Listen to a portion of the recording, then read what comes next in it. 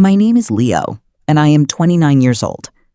For most of my life, I believed that no matter how badly things went, my parents would always be there for me. I was wrong. I learned that lesson from a hospital bed, with a machine breathing beside me and a doctor quietly explaining that my body was running out of time. But the worst part wasn't the pain. It wasn't the fear of dying. It wasn't even the thought that I might never get to live the life I'd spent years building. The worst part was realizing that the two people I had spent my entire life trying to make proud couldn't even be bothered to come see me. My parents were less than 3 hours away. And when I begged them to come, my mother sent me a message that I still remember word for word. "We'll come if you're still there." If you're still there. Not, "We'll be there tomorrow." Not, "We're getting in the car right now." Not even, "We're praying for you." Just, "We'll come if you're still there." I stared at those words for almost 5 minutes. Then I turned my phone face down, and something inside me finally broke. But to understand why those 7 words changed my entire life, you have to understand where I came from.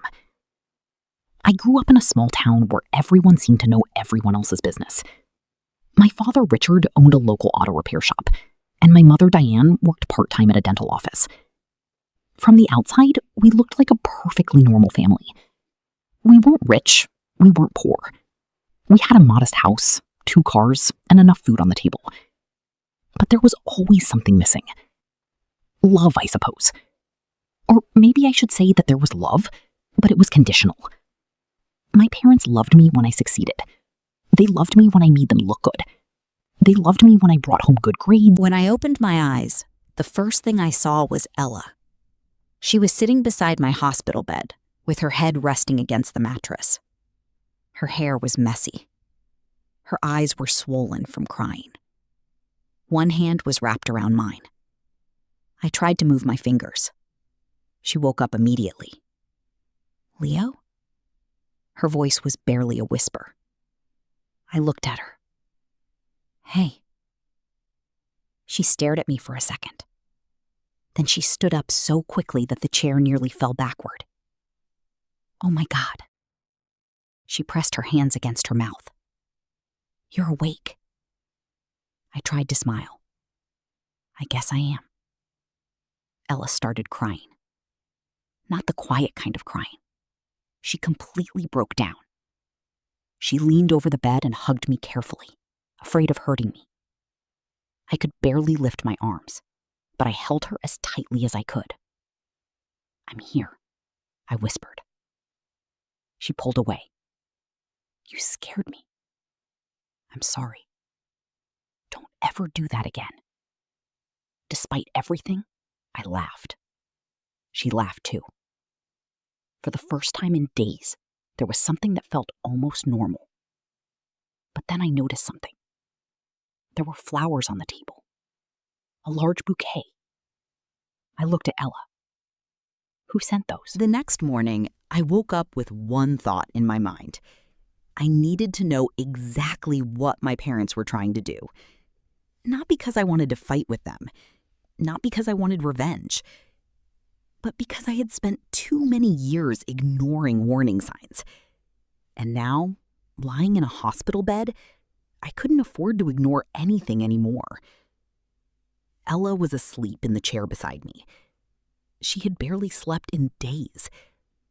I looked at her for a long time. There was something I hadn't told her. Something I had been planning for months before I ever became sick. Something that had nothing to do with my parents. Something that had everything to do with her. I reached for my phone. My hands were still weak, but I managed to unlock it. I opened my messages.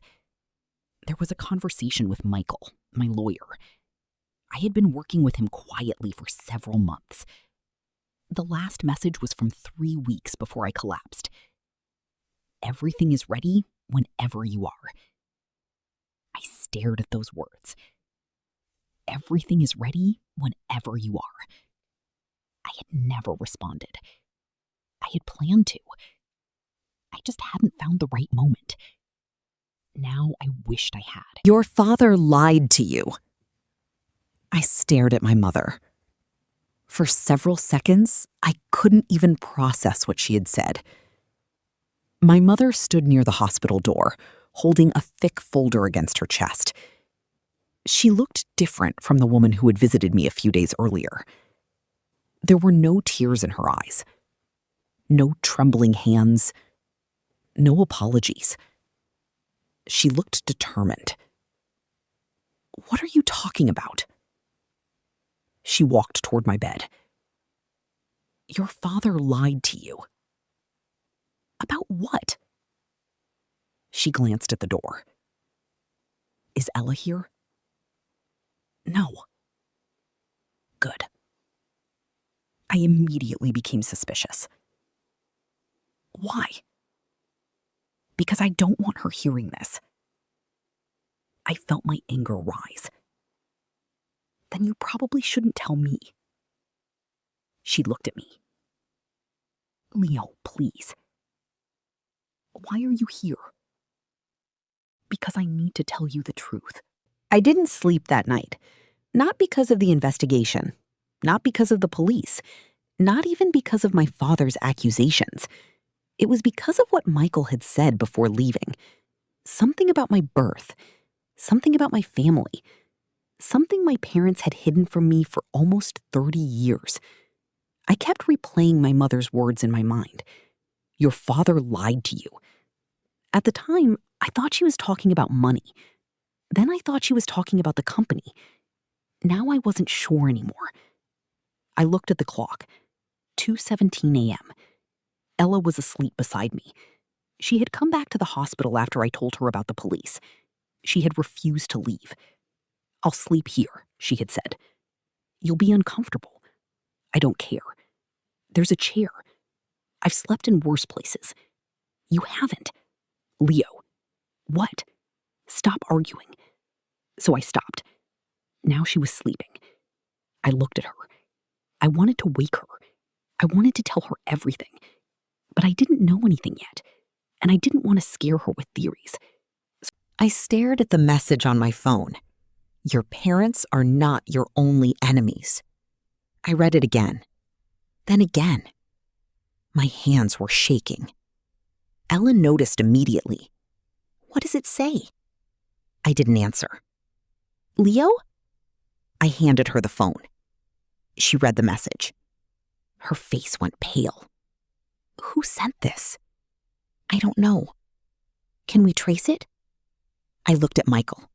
He was already standing. Don't respond. I wasn't planning to. Good. Thomas walked toward the window. Was anyone outside? I looked at him. What? When you received the message? I don't know. Think. I tried to remember. The room. The laptop. James's face on the screen.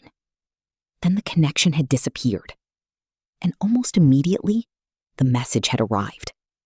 I didn't see anyone. Thomas looked at Michael. We need to secure the building. I stared at them. Why?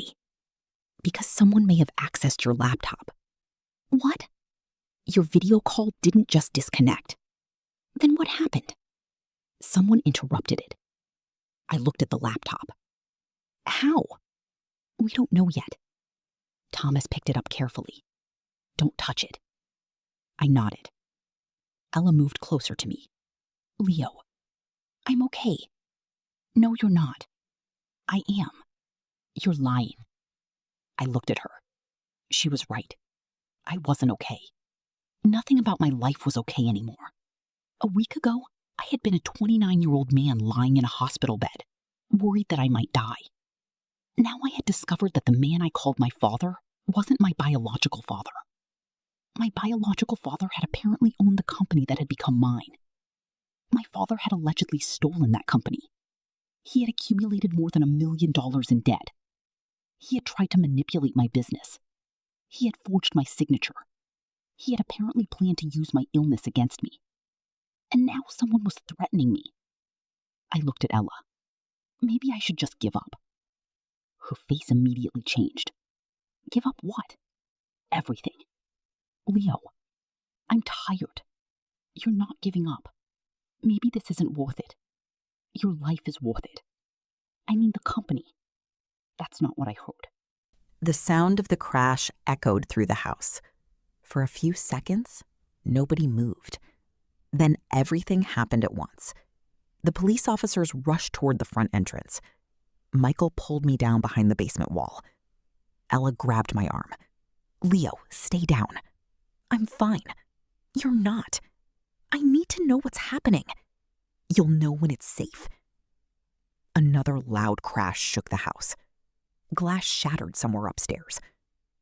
My heart started pounding. I heard shouting. Then footsteps. Fast footsteps. Someone was inside. I looked at Richard.